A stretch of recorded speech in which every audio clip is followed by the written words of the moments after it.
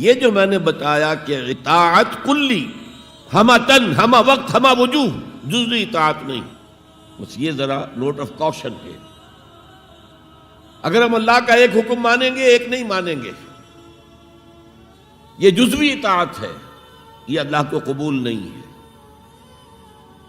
اللہ کی طرف سے تو یوں سمجھیے کہ پیکج ڈیل ہے، ٹیک اٹ اور لیو اٹ، لینا ہے تو پورا لو ورنہ دفع ہو جاؤ، اللہ کو تمہاری ضرورت نہیں ہے، تمہیں اللہ کی ضرورت ہے۔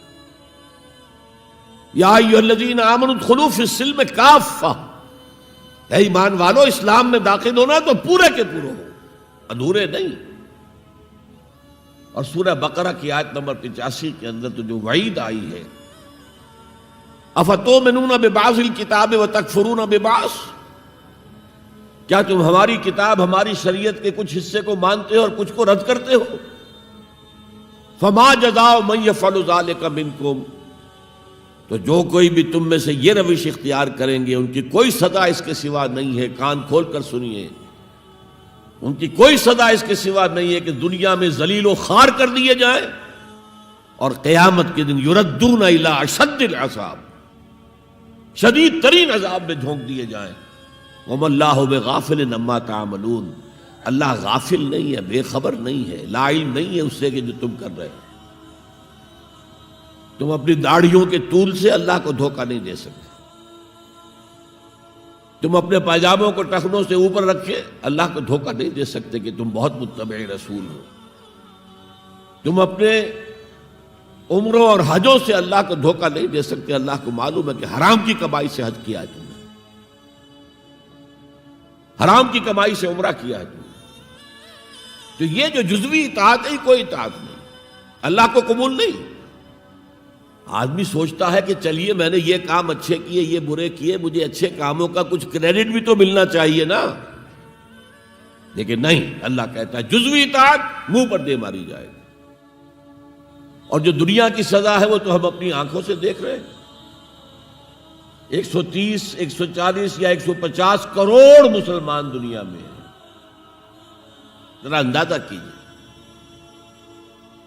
لیکن ہماری رائے کی کوئی اہمیت ہے؟ بین الاقوامی معاملات میں کوئی ہم سے مشورہ لیتا ہے کیا؟ آپ کا کیا خیال ہے؟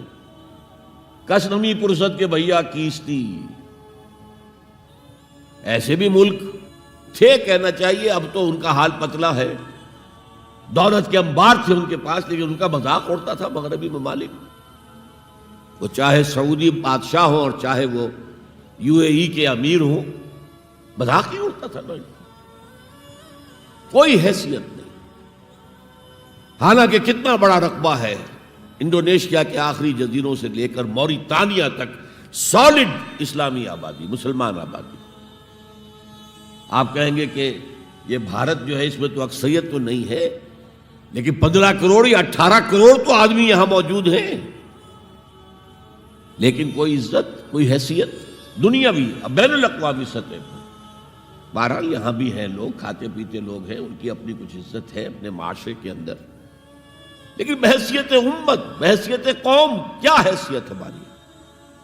تو الا خزی فی الحیات الدنیا، وہ تو ہماری نگاہوں کے سامنے موجود ہے۔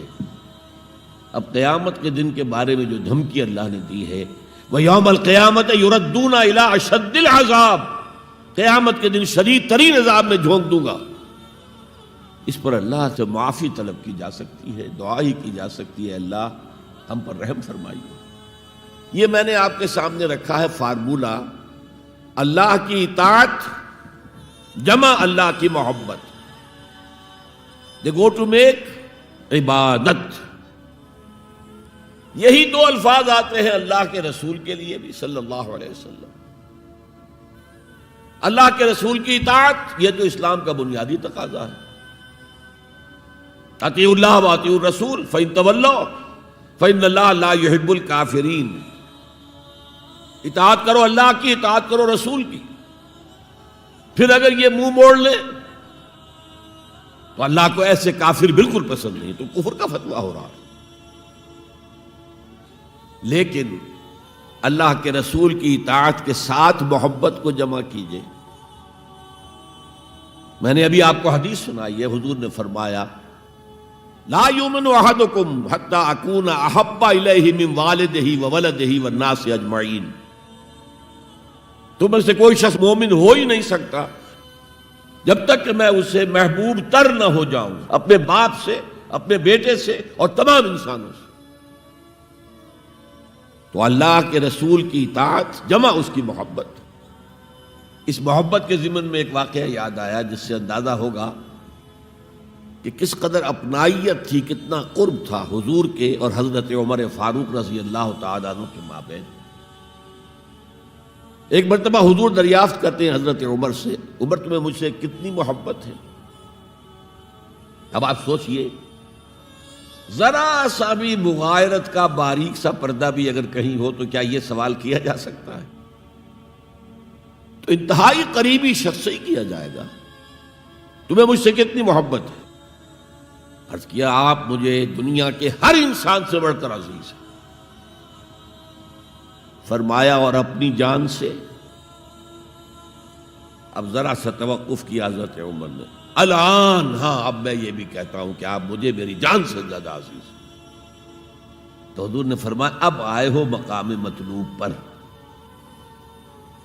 تو رسول کی اطاعت جمع محبت، اس کا نام ہے اتباع، پیروی کرنا۔ فرق کیا ہے؟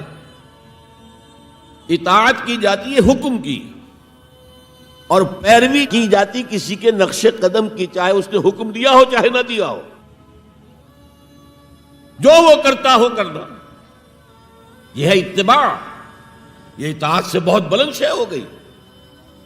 مثال کے طور پر یہ چھوٹی چھوٹی مثالیں، اصل اتباع کیا ہے وہ میں بعد میں عرض کروں گا۔ کوئی ایک صحابی بدو باہر سے آئے، ایک ہی دفعہ حضور کو دیکھا، حضور اس وقت اس حالت میں تھے کہ آپ کے بٹن جو ہے کھلے ہوئے تھے گریبان کے،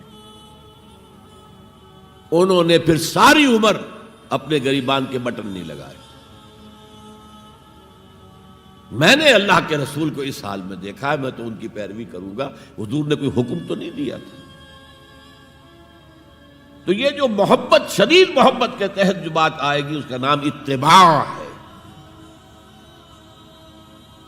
اور اس اتباع کا مقام کیا ہے وہ آیت میں سنا چکا ہوں آپ کو۔ قُلْ إِن كُنتُمْ تُحِبُّونَ اللَّهَ فَاتَّبِعُونِي يُحْبِبْكُمُ اللَّهُ۔ اے نبی ان سے کہہ دیجئے اگر تم اللہ سے محبت کرتے ہو تو میرا اتباع کرو، میرے نقش قدم پر چلو، میری پیروی کرو۔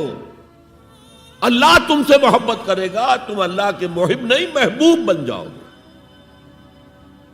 اور اگر کہیں کوئی لغزش ہو گئی، کوئی خطا ہو گئی، کہیں جذبات کی رو میں بہہ کر کوئی گناہ کر بیٹھے تو اللہ معاف فرما دے گا۔ اللہ بڑا غفور ہے، اللہ بڑا رحیم ہے۔